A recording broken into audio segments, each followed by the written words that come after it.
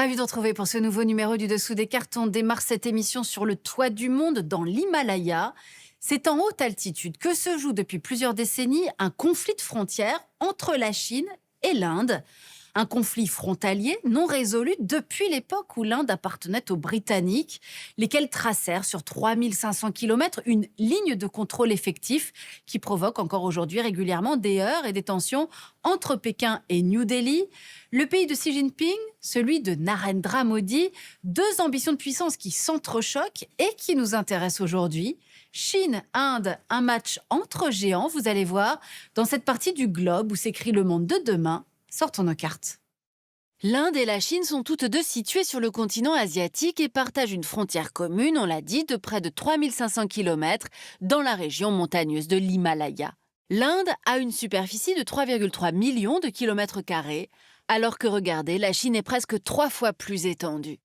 Si les populations des deux pays sont équivalentes, autour de 1,4 milliard d'habitants, la densité de population de la Chine, compte tenu de sa taille, est inférieure, 145 habitants au kilomètre carré contre 424 pour l'Inde. Sauf dans certaines zones où la densité chinoise est plus importante, comme à Macao, 18 000 habitants au kilomètre carré, 6 000 à Hong Kong et 2 800 à Shanghai. Des densités maximales encore plus élevées en Inde, avec 27 000 habitants au kilomètre carré à Mumbai, 11 400 à Bangalore et 11 300 à New Delhi. Mais si les populations des deux géants sont aujourd'hui assez semblables, leurs courbes de croissance vont s'inverser. Voyons comment. La population indienne va continuer à croître et pourrait atteindre 2 milliards d'habitants en 2100 dans les plus hautes estimations, tandis que la population chinoise pourrait baisser jusqu'à 767 millions à la même date. Ces différences de tendance démographique entre les deux pays sont dues à plusieurs facteurs. Tout d'abord, le taux de fécondité des femmes, qui en 2021 est de 2,03 en Inde contre 1,16 en Chine. Autre phénomène, la part des jeunes dans la population. Les moins de 25 ans représentent 47% de la population indienne contre 28% de la population chinoise. Les plus de 65 ans pourraient, à l'horizon 2050, constituer le tiers de la population chinoise, alors qu'ils n'excéderont pas 20% de la population indienne. Mais si la Chine cède du terrain sur le plan démographique, elle garde l'avantage sur le volet économique, et c'est ce qu'on va voir maintenant.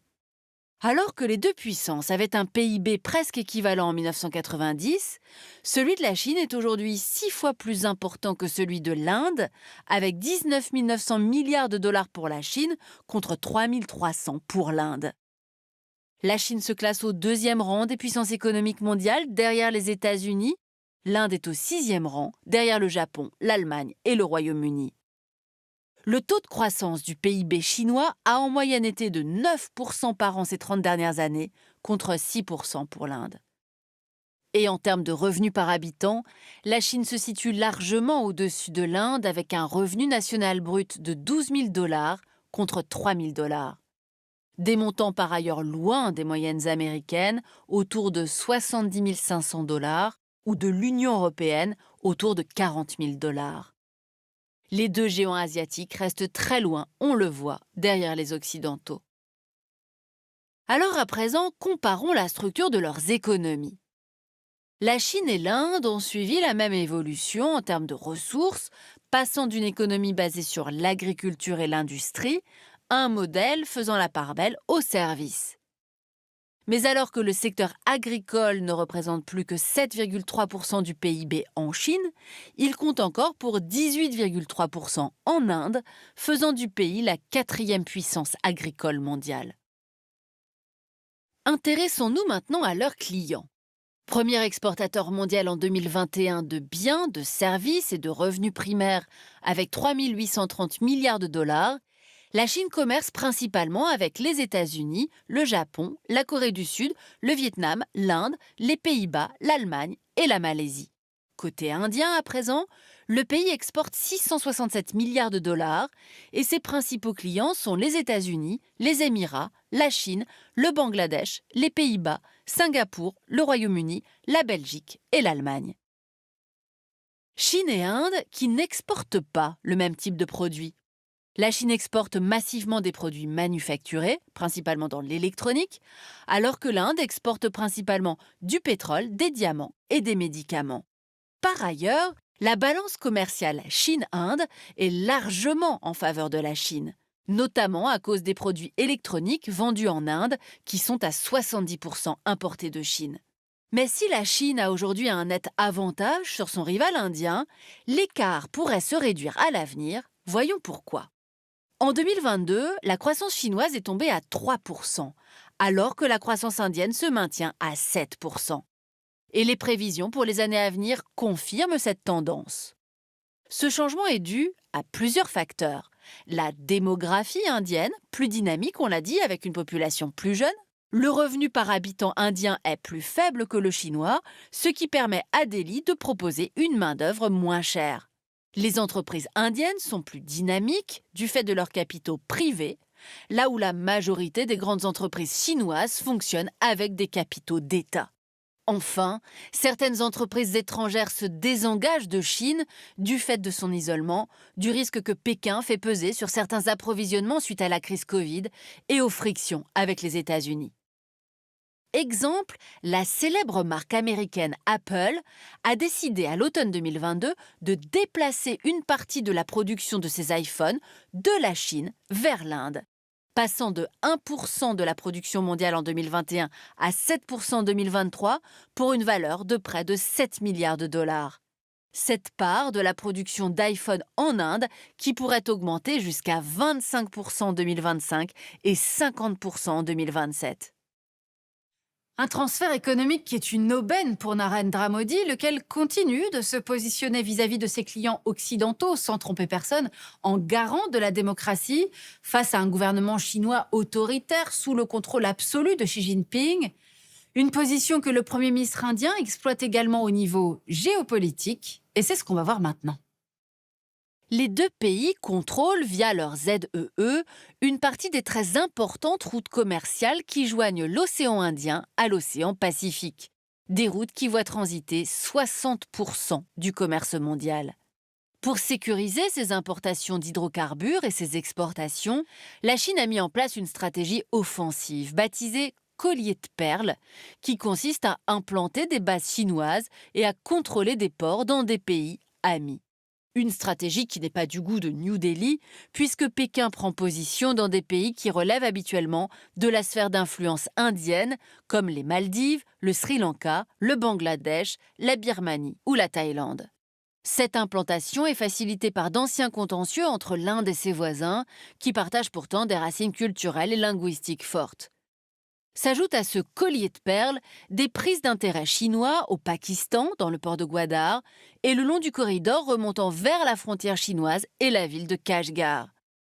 En conflit permanent avec le Pakistan depuis sa création, New Delhi voit d'un très mauvais œil le soutien chinois à Islamabad. Alors, pour contrecarrer la stratégie chinoise, l'Inde a noué des partenariats de défense avec le Mozambique et Oman et cherche à s'implanter dans le détroit du Bab el-Mandeb. L'Inde a également noué des accords stratégiques avec les pays d'Asie du Sud-Est qui doivent faire face aux appétits chinois en mer de Chine méridionale. Une politique agressive qui passe par l'appropriation d'îlots situés dans les ZEE des États voisins de la Chine et engendre des tensions récurrentes avec le Japon, Taïwan, le Vietnam, les Philippines, la Malaisie et l'Indonésie. Mais aussi les États-Unis, très présents dans la zone et garants de la sécurité régionale face à Pékin. L'Inde a profité de ces tensions pour se rapprocher du Japon depuis 2007. Les deux pays défendent l'idée d'un espace indo-pacifique incluant les océans Indien et Pacifique. Un espace libre et ouvert à même de contrer les plans chinois. En 2015, le Japon a rejoint l'Inde et les États-Unis dans les opérations conjointes baptisées Malabar Exercise que les deux puissances mènent depuis 1992. Des opérations auxquelles a également participé l'Australie depuis 2020. L'Inde a également intégré le dialogue quadrilatéral pour la sécurité, Quad en anglais, une alliance militaire avec les États-Unis, l'Australie et le Japon.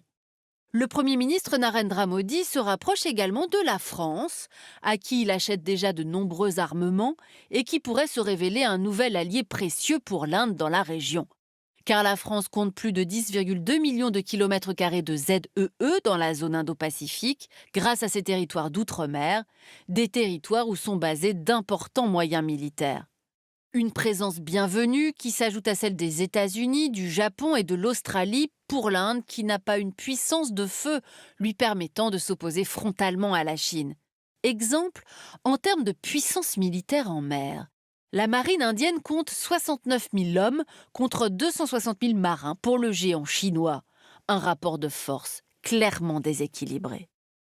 Voilà pour ce match des géants, l'Inde, plus jeune et dynamique que la Chine, mais Delhi encore loin de Pékin économiquement et géopolitiquement. Enfin, sur le plan politique, rappelons qu'il est de plus en plus difficile de dire de l'Inde de Narendra Modi qu'elle est la plus grande démocratie du monde, avec des opposants au régime écartés, une mainmise du parti au pouvoir sur les médias, sur la justice, le tout sur fond de néo-nationalisme hindou particulièrement difficile à vivre pour les musulmans, une dérive de l'Inde qui la rapproche désormais davantage du camp autoritaire. Pour aller plus loin, le livre de Valérie Niquet, La Chine en 100 questions, la puissance et les failles, aux éditions Talendier.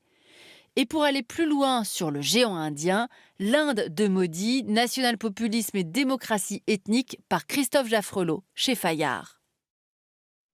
Ainsi s'achève ce nouveau numéro du Dessous des cartes. Rendez-vous bien sûr la semaine prochaine, même endroit, même heure. Et d'ici là, n'oubliez pas arte.tv pour retrouver l'ensemble de nos vidéos. À bientôt.